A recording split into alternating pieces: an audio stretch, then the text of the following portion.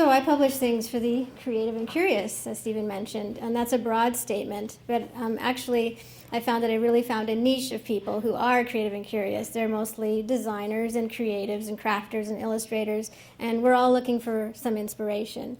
And maybe previously we might have looked towards a magazine like Print or How, where it's very specifically about the design industry. About 10 years ago when I was first thinking about Uppercase, I thought, I'm someone who's inspired by things that are outside of my typical thing. Like I do love looking at portfolios, but I'm also inspired by craft and by illustrators in my design work and how architects do things and all sorts of things. So I started thinking more broadly, how does creativity inspire me as a designer? And so this is going to be a bit of the story about Uppercase and some observations about how curiosity in particular has been a driving path, a force in my path. So first of all, we'll start at the beginning. Let's start curious and go back to my childhood. I loved books and papers and crayons and school supplies. I was a nerd. I loved making and creating things. That was just everything to me. It's what I love to do. My earliest memories were of playing with craft activities at school. Like we used to make this amazing book that I remember from kindergarten where the teacher just gave us access to all sorts of textural things like feathers and cotton balls and flocked wallpaper because it was like 1979 and all sorts of stuff that we could just glue into this one book. And at the end I had this amazing puffy book full of stuff, and that just really stuck with me as something that I loved right from the beginning as far as my school experience was concerned.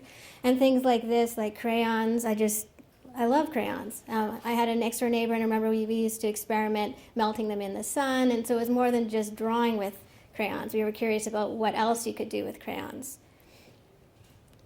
Here's me in kindergarten, and I thought it was very appropriate that they were posing me with my hands on a big book. And as soon as I was able to read and write, I was making books. So these are some examples.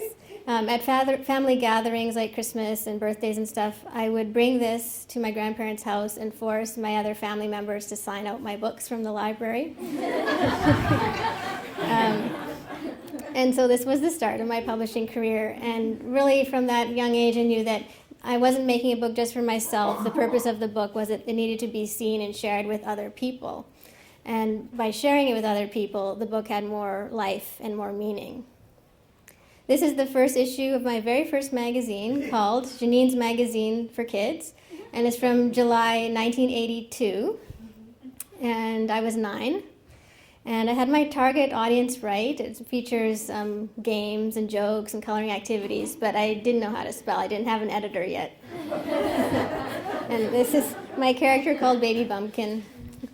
Here's a storybook illustrated with pencil and ballpoint pen. I've always loved those office supplies. And at the time, my mom was an executive secretary and my dad was a draftsman. So they were always bringing home paper from the office. So they always there's something cool on the back of the paper. So you can kind of see it like shining through there, that there's something on the back of the paper. Here's one called Things to Make. And I've branded it as an orange book. If you like making things, this is the book for you. That's what I declared in there. And then the book is actually a little book about how to make a book. So pretty meta. I was very obsessed, as you can tell, with this topic. Here's one called The Crafts Carry All, and I was audacious enough to try and trademark the word crafts. And I put my name on it, and I had different issues. There's the October, November, and December issue. And I used to do crafts for fun, but then I would draw little diagrams of what I had made, and then that's what I would publish in this little carry-all. This was the outside of the little carrying case that I made that housed all the little books, and I put my name on everything. I think if someone had explained to me at that point what a logo was, then I would have had my own logo. So, not surprising, I was a yearbook editor in high school back in Saskatoon, Saskatchewan. And that experience was something that got me introduced to graphic design, and I discovered more about the career opportunities through Communication Arts magazine that was available at my public library. And I convinced my parents to get me a subscription, which is a very costly subscription, and they got me one for Christmas, I think in grade 11. And so that's really what introduced me to the broader scope of what graphic design could be. And I knew I wanted to study that professionally. But being in Saskatoon, there wasn't a design program there, and my parents were helping with, paying for the next step in my education. So my dad put his thumb on the map with Saskatoon in the middle and went like this and said, "You can go anywhere here." And it was like a 1 day's drive from Saskatoon. So I had really no choice, and I ended up in Calgary, but I'm glad I did. So I went to the Alberta College of Art. There was no and design at that point. And this was just one of my first experiences at the college was people thought I was weird. That was a comment. Like we were told by people who had big pink hair and ripped jeans that, "Oh, what's some weird people here?" And it was me and my parents from Saskatoon. So I just thought that was a really fun way to start my kind of design education career, to notice that there was such a difference between what was perceived as art and design. But what I loved about foundation year was that we could try all sorts of different things like glass blowing and painting and textiles. So it was a little disappointing when I went into design just to have to kind of drop off that craft aspect, because I've always loved craft. So I did the program in visual communications, and following that I freelanced for arts and culture clients. I had a brief stint, about 9 months, in a real job, doing signage and really tedious work, and my boss was not pleasant to work with. He was kind of like Mad Men era of a boss, and he used to call me little girl, which I did not like. And then after a while I just stood up for myself and told him, "You can call me Ms. Vangool or Janine, but you can't call me little girl." And I got a raise. So I learned something, just to stand up for myself. But he would slip back into his old ways, and I would put him in his place. And in 9 months, I had doubled my salary. But those were not really pleasant 9 months. And even if I was making more salary than that, it just wasn't worth it. So I decided to quit. And I had some freelance opportunities and just decided to go out on my own. And so I had all sorts of really great clients, kind of all the arts and culture things that you could possibly do in Calgary and around. I had them as my clients at one point or another, like Theatre Calgary and Calgary Opera and the Banff Arts Festival and the inaugural years of WordFest and some local publishers, and really found a nice niche working in arts and culture, which I loved, and it was terrific. Being in Calgary was perfect for me because I was, working hard and getting a nice reputation, but the city wasn't so big that a little person like me couldn't work for Calgary Opera or some other big entity. They weren't always looking for some big firm, and they were willing to take a risk working with just a young upstart like I was at the time. So I'm really grateful to Calgary and lots of the clients that I had for those many years. It was terrific. But, after so many years, I was getting a little bit burnt out about working for other people and always expressing their ideas. And I was like, well, what about my ideas? What do I want to do? I was curious about what do I have to offer? What is my point of view? So I did something kind of strange. I opened up a shop in formerly Art Central. And I don't know if people remember that. It was too short-lived. But the concept is 3 levels of arts and culture spaces. And the mandate was it had to be a public space. So I had UPPERCASE in the front, which is the first iteration of UPPERCASE. It was a gallery, books, and paper goods. And then my graphic design business was in the back, where the desk is in the back room there. And that's just, I had everything all in one big open space. So having this retail aspect led me to experiment with things like having a line of greeting cards that I sold here, but I had to print so many that I also sold them wholesale. And I had themed gallery shows, and it just was an interesting way of dipping my toes into what creative entrepreneurship could be and what the potential of retail was. So I discovered then that the secret to being creatively fulfilled is to be curious. So I did the next logical thing, is I spent a whole year thinking about William Shatner. As Captain Kirk, he's a famous Canadian. And this was 2006. My husband and I drove across Canada to go to a wedding, and we were listening to Ben Folds' Shatner Has Been CD a lot that year, and it just got into our subconscious. And by the time we were driving back, I was thinking, oh, we should do a gallery show about William Shatner. Like, he's done so many different things. And I did a bit of research, and at the time, in 2007, he was going to be 76 years old. And I thought, oh, we should do 76 Shatners. And it just kind of snowballed, and soon enough, I was organizing a gallery show with all these Shatner images, and I, of course, had to get his permission through his people. And then if we were going to have that many images, I thought, let's publish a book. So this was the first book I ever did, and it's just really strange to think about now because it's so kind of off-brand as far as Uppercase is concerned. But I learned a lot, and I just really found my true love, which was publishing, and I really want to do more. So I learned that curiosity is courageous, to boldly go where no one has gone before, to take your interests and your dreams, and how can you mitigate financial risk and create something that you truly love and put it out into the world. And so I decided as long as I could continue doing what I was doing in this realm of publishing, then that was my measure of success, and I was going to continue finding ways of making books. So I realized that I'm still a small publisher years later, just following my childhood dream of making books. And the things that I love has kept growing, from the paper and crayons and school supplies to typography and design and those professions, now to fabric and yarn and ceramics and crafts and just making things by hand. And my list just gets longer and longer about everything that I'm curious about. I say that curiosity is childish, and it's a childish pursuit, but I mean that in the very best way possible. Because if you're curious, it's okay to be indulgent and satisfying about what those things are that you are curious about. So you can be selfish in that regard because you're learning. And I found that I had a similar audience of readers at that time, blog readers, and people who liked some of my previous books, who were curious about the same things as I was. And my curiosity could be a service to other people in a way, as a curator. So I was so curious about so many things that I thought that perhaps doing a quarterly magazine might be the way. So I launched Uppercase in 2009, just based on a gut feeling that there were other people like me out there who were inspired by this multi-curiosity, multi-creativity aspect of looking at life, who wanted to look outside of their general comfort zone to find new things to be curious about.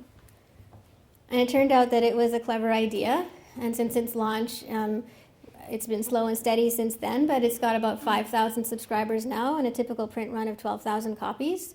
That some issues sell out, some don't, but eventually, hopefully, all of the copies will be accounted for.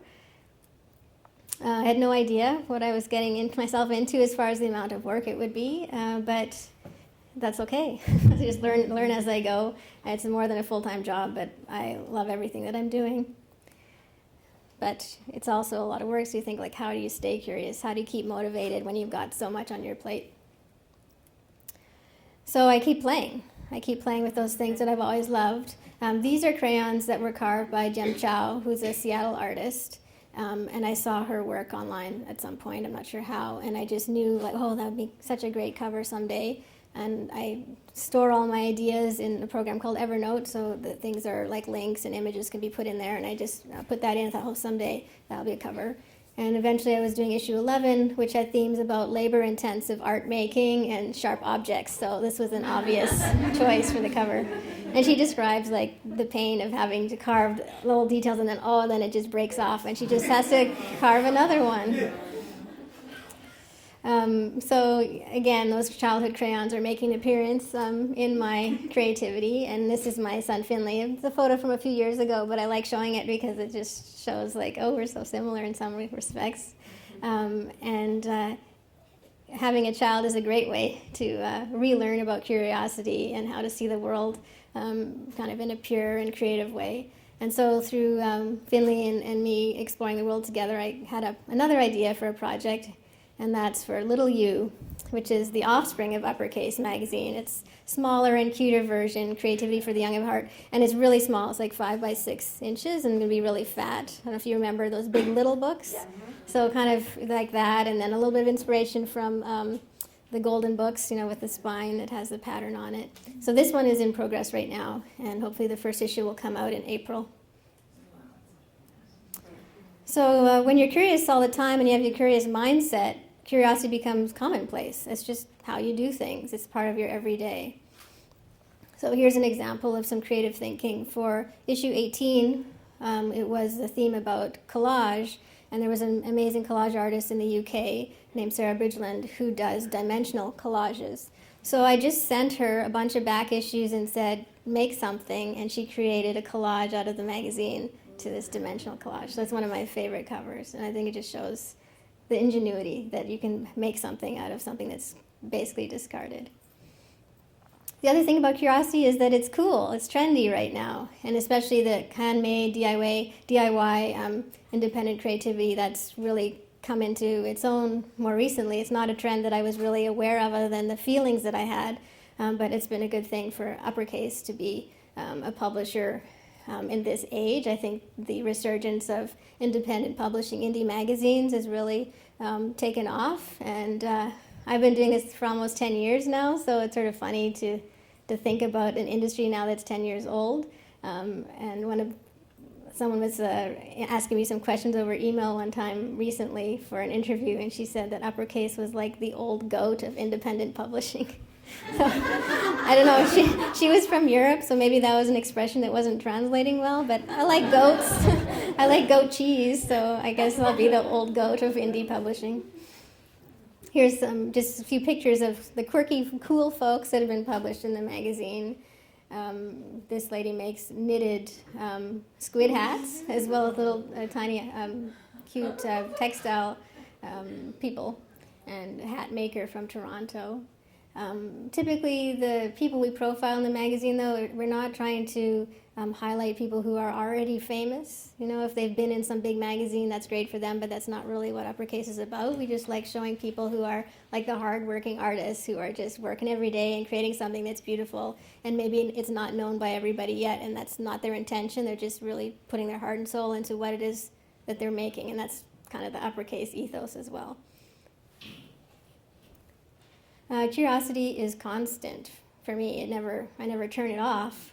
And so this is the result is 36 issues and counting. And I'm still invigorated about each issue that I'm working on. I'm usually conceptualizing ideas, 3 or 4 issues at a time, and kind of finding things that I'm interested in, and then starting to gather things. And I have like an ongoing list of maybe a dozen topics that are of interest, and then as I'm looking out in the world or browsing Instagram or on the internet or something, or if people email me ideas, I can, oh yeah, that would fit over here, oh that'll work over there. So I'm always like, that curiosity of what's out there is just kind of driving the creative content of Uppercase magazine.